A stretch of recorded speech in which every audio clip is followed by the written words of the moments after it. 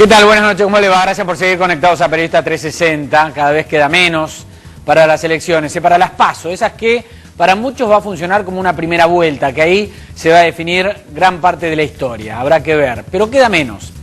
La oposición, ¿dónde está parada? La oposición, los que no votan a Scioli, los candidatos que van por los otros colores, no los de Scioli, ¿dónde están parados? ¿Se van a juntar, no se van a juntar después de las PASO? ¿Hay polarización, como dicen, entre Scioli y Macri?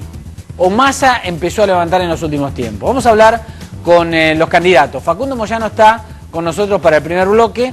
Facundo Moyano es diputado nacional del Frente Renovador y va a tratar de renovar, ¿no? Su banca. Facundo, gracias por venir. Gracias a vos, ¿cómo estás? ¿Cómo va? ¿Bien? Bien, bien, todo bien. ¿Existe o no existe esta polarización? Por lo menos en la sensación de la gente. ¿Se ve que están tan divididas las aguas y Massa quedó relegado o no?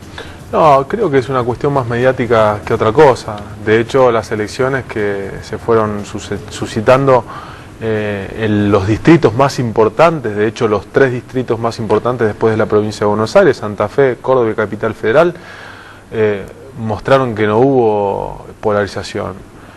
Por eso me parece que referirse y seguir insistiendo con una cosa que en los hechos no está dada es hasta irresponsable, te diría, por parte de los medios de comunicación y por parte de los dirigentes políticos, ¿no? A los que les sirve esa polarización, por ejemplo, el Frente para la Victoria y el macrismo, ¿no?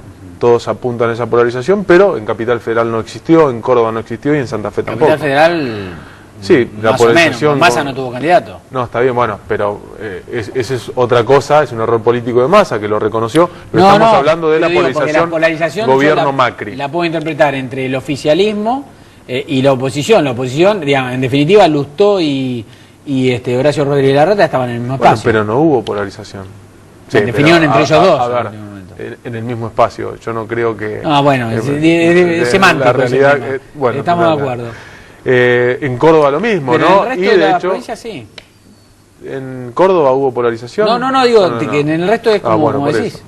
No, por eso me parece que seguir insistiendo con una cosa, me parece que, a ver, falta muy poco, el 9 de agosto son las elecciones, creo que la gente es la que va a definir, la gente, la sociedad, el pueblo es el que va a definir qué candidatos siguen y si realmente hay polarización. ¿Qué percepción tuviste de los últimos días respecto de los 3, de Scioli, de Macri y de Massa?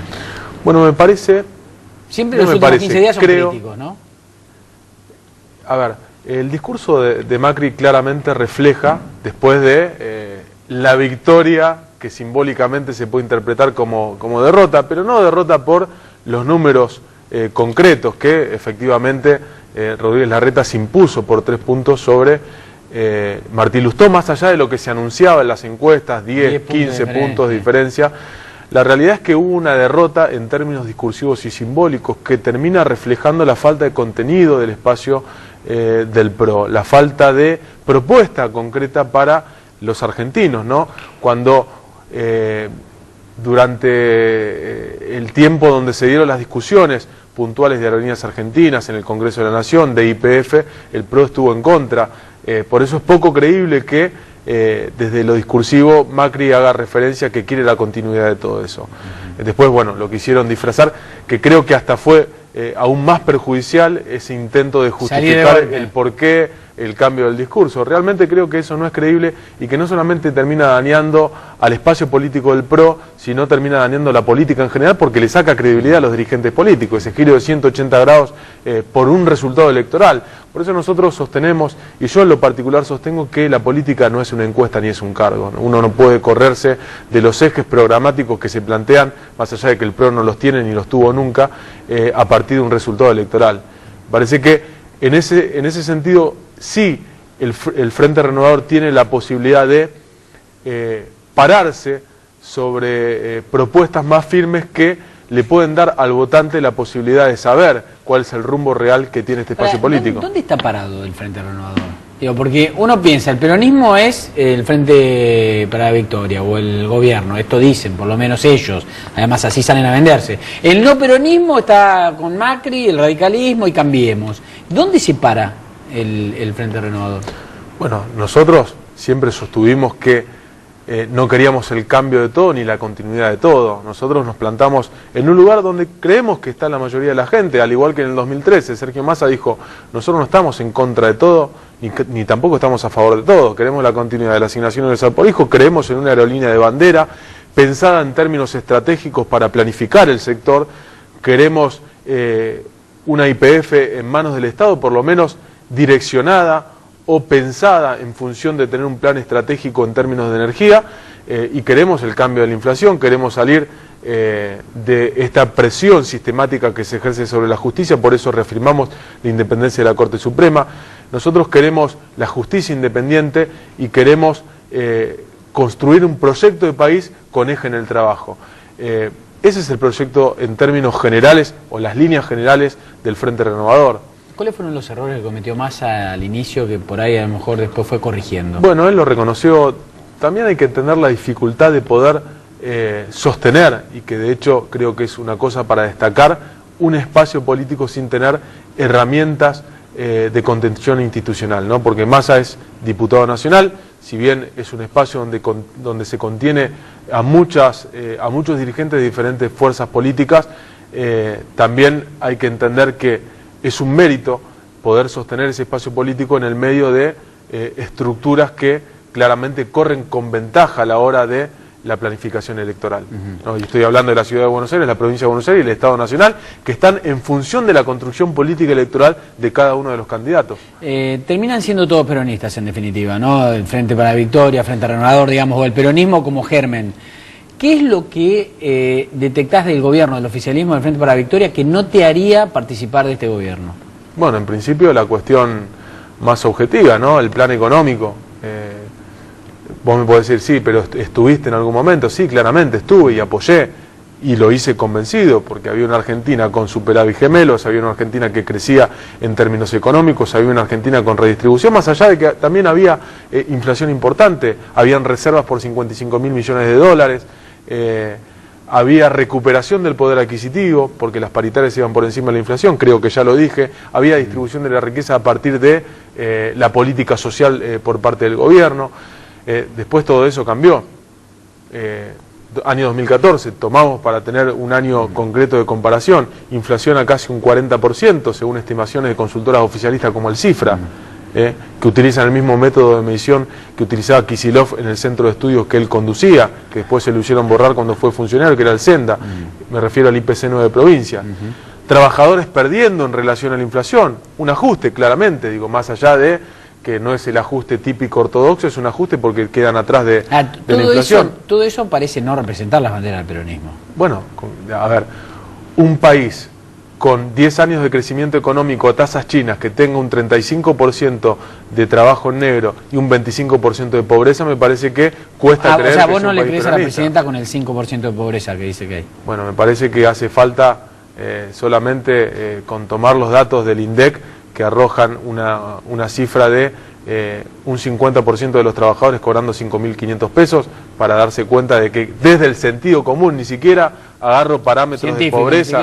No, sentido común, preguntémosle a la gente que nos escucha, o sea, preguntémonos nosotros mismos. ¿Alguien puede vivir, una familia puede vivir con 5.500 pesos? Es imposible. El mínimo vital y móvil en 6.000 pesos en enero del año que viene. Hagamos la ecuación anual de la inflación o dividamos esos 6.000 pesos a enero del año que viene, que el costo de vida seguramente va a subir porque tenemos inflación de 1,5 o 2 puntos por mes. Digo, hagamos 200 pesos por día. ¿Vive una familia con eso? No, bueno, entonces me parece que desde el sentido común eso se refuta. Facundo, ¿cuánto hace que entraste en la Cámara de Diputados? Desde el año 2011, con 26 años. ¿La Cámara de Diputados es lo que vos te imaginabas? No, y esperemos, y creo que va a ser así, a partir del año 2016 la composición nos lleve a tener un debate real que tiene que existir para ¿Qué te desilusionó institucionalmente de esta Cámara de Diputados? No, bueno, claramente durante estos años funcionó como una escribanía del Ejecutivo Nacional. De hecho, la mayoría de los proyectos se aprueban por decisión del Ejecutivo, con diputados que levantan la mano sin ningún tipo de cuestionamiento más allá del contenido de los proyectos. Se puede llegar a votar desde la expropiación del 51% de las acciones de YPF a una ley de ART que reafirma el contenido menemista de la mercantilización de la salud de los trabajadores, una ley antiterrorista o la reforma de la justicia. Todo se vota de la misma manera, como si tuviera todo que ver con todo. Me parece que ese ¿Qué proyectos presentaste de importantes? Proyectos importantes, los referidos a reformas tributarias, algunos que plantean la modificación integral de la cuarta categoría de ganancias, sobre la tercerización laboral. ¿Avanzó alguno o todo este mecanismo hizo que se trabaran? Lo máximo que se pudo avanzar es que salió de comisión, tienen estado parlamentario, por ejemplo el de tercerización, pero que después no llegan al recinto. O sea, es lo mismo que nada, sale de comisión. Al año pierde estado parlamentario. Pierde estado parlamentario y después tenemos que volver a presentarlo y pasa todo lo mismo. El de democracia sindical, que bueno, en la comisión de trabajo no lo trató directamente, no es que no lo pudo, no tuvo la intención de tratarlo, que era una reforma bastante importante referida a las elecciones internas de los sindicatos, para tener también un sentido de autocrítica del sector del que vengo, ¿no? Que es porque muchos dicen, sí, está bien, vos criticás, pero ¿cuál es la autocrítica? Bueno, justamente la autocrítica que hice yo del sindicalismo y que sigo haciendo es la falta de democracia sindical, que nos genera conflictos como el que estamos teniendo hoy con la línea 60. Sí, algunos líderes sindicales históricos no van a estar contentos con todo lo que está diciendo. Es que ninguno va a estar contento, pero justamente me parece que eso se trata, ser joven, tener un poco de rebeldía, si querés, queda mal que... ¿Hugo qué dice el tema? A él por ahí se le generaron algunas contradicciones dentro de la CGT, pero yo se lo planteé y le dije, esto es lo que pienso, esto es lo que creo que hay que hacer, esto es cómo creo yo que se tiene que adaptar el sindicalismo a los tiempos que vienen, a las nuevas formas de trabajo y al nuevo momento histórico que vive la Argentina y el mundo. No, tiene que ver con innovar. Me parece que inclusive democratizar las organizaciones sindicales tiene que ver con fortalecer el modelo sindical argentino. ¿Tomaste modelos de algún lado para armar el proyecto? Sí, algunas cuestiones. A ver, nuestro modelo sindical yo creo que es bueno. Este tema de que despectivamente se habla del unicato sindical. Es un modelo de unidad sindical promocionada que le da facultades al que tiene la mayor representatividad, al que tiene personalidad gremial. Ahora, yo creo que el gran defecto de las organizaciones sindicales y del modelo sindical en general es la falta de democracia sindical. Eso hay que regularlo. ¿Para qué? Para que los trabajadores tengan más participación y para que los dirigentes sindicales no se queden a vivir en las organizaciones sindicales.